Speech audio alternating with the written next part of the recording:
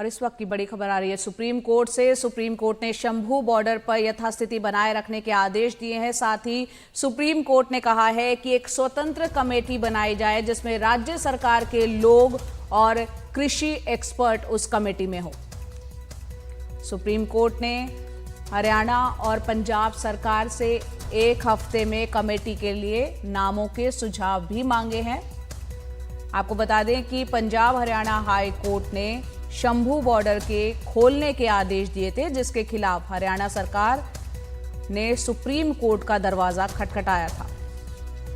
तो supreme court ने यहां पर यह साफ कर दिया है कि शंभू बॉर्डर पर जो यथास्थिति है उसको बनाए रखने के आदेश दिए हैं और साथ ही ये कहा है कि एक स्वतंत्र कमेटी बनाई जानी चाहिए जिसमें कि राज्य सरकार के लोग उसमें शामिल हों। इसके अलावा जो कृषि एक्सपर्ट हैं वो भी उसका हिस्सा हो।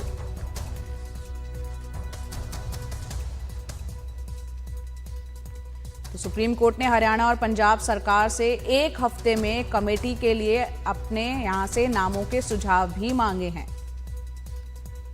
हरियाणा सरकार पहुंची थी सुप्रीम कोर्ट में। पंजाब और हरियाणा हाई कोर्ट ने शंभू बॉर्डर खोलने के जब आदेश दे दिए थे उसके बाद हरियाणा सरकार ने सुप्रीम कोर्ट का दरवाजा खटखटाया था। आशीष भार्गव सुप्रीम कोर्ट में ही मौजूद थे, हमारे सहयोगी। आशीष, बताएं, यथास्थिति बनाए रखने की बात सुप्रीम कोर्ट ने की है? जी बिल्कुल, देखिए एक हफ्ते तक यथास्थिति रहेगी, यानी जिस तरह की वहाँ व्यवस्था है, ब्लॉकेज है, वो बना रहेगा। लेकिन सुप्रीम कोर्ट ने बड़ी बात यहाँ पर की है। सुप्रीम कोर्ट में जैसे सूर्यकांत की ये बेंच थी, उन्होंने ये कहा कि हम हरियाणा और पंजाब के विवाद में नहीं पड़ना चाहते हैं। सरकार ने जो अपने मंत्री जरूर भेजे थे, लेकिन लगता है कि भरोसे की कमी है दोनों के बीच में और किसानों तक पहुंचना होगा, ये उन्होंने कहा है। और कहा है कि हम एक इंडिपेंडेंट कमेटी बनाने पर विचार कर रहे हैं जो सरकार से भी बात करे, किसानों से भी बात करे और जितने भी स्टेक होल्डर हैं उन सब से बात करें, क्योंकि इस तरह एक नेशनल हाईवे को बंद नहीं रखा जा सकता है, ये उन्होंने कहा। इसके अलावा उन्होंने जो पंजाब और हरियाणा दोनों सरकारों से कहा है कि वो एक हफ्ते के अंदर कमेटी में कौन लोग शामिल हों उनके नाम के सुझाव लिस्ट सुप्रीम कोर्ट को दें। अगले हफ्ते इस मामले में एक और सुनवाई होगी। यहाँ पर हरियाणा सरकार की तरफ से तुषार मेहता जो सॉलिसिटर जनरल हैं वो पेश हुए थे और उन्होंने कहा कि उन्हें भी असुविधा की चिंता है। ये नेशनल हाईवे है, लेकिन वहाँ पर जो प्रदर्शनकारी है, 500 से 600 प्रदर्शनकारी वहाँ पर मौजूद हैं। ट्रैक्टर ट्रॉलियों को, टैंकरों को और जो जेसीबी हैं उनको वॉर टैंक जैसा बना दिया गया है। हालात वहां खराब हो सकते हैं, इसलिए इस ब्लॉकेज को इस तरीके से नहीं हटाया जा सकता।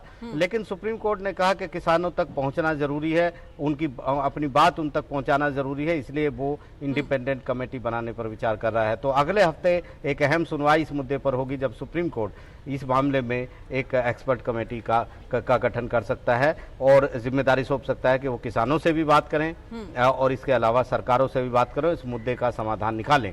तो यहाँ पर सुप्रीम कोर्ट ने कहा है सरकार को कि जिस तरीके से बातचीत, जिस तरह के हालात हैं, हम इस हालात को और नहीं बढ़ाना चाहते और ये भी देखने को दिख रहा है कि सरकार और किसानों के बीच में भरोसे की भारी कमी है। तो कहीं ना कहीं सुप्रीम कोर्ट अब इस मुद्दे पर आगे बढ़ने की कोशिश कर रहा है और अपनी तरफ से कदम उठाने की कोशिश कर रहा है, क्योंकि पंजाब सरकार यहाँ पर कह रही थी कि उसे आर्थिक नुकसान इससे हो रहा है और अनिश्चित काल के लिए किसी नेशनल हाईवे को बंद नहीं किया जा सकता।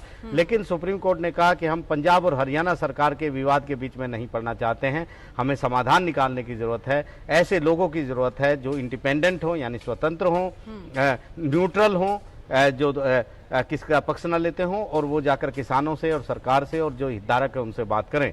तो अगले हफ्ते इस मुद्दे पर एक अहम सुनवाई होगी। अगले हफ्ते इस मुद्दे पर अहम सुनवाई होगी। सुप्रीम कोर्ट एक बार फिर इस पर सुनवाई करेगा। एक अहम बात सुप्रीम कोर्ट की तरफ से, फिलहाल शंभू बॉर्डर पर अभी यथास्थिति बनाए रखने के आदेश दिए गए। बहुत बहुत शुक्रिया आशीष जी पूरी जानकारी देने के लिए।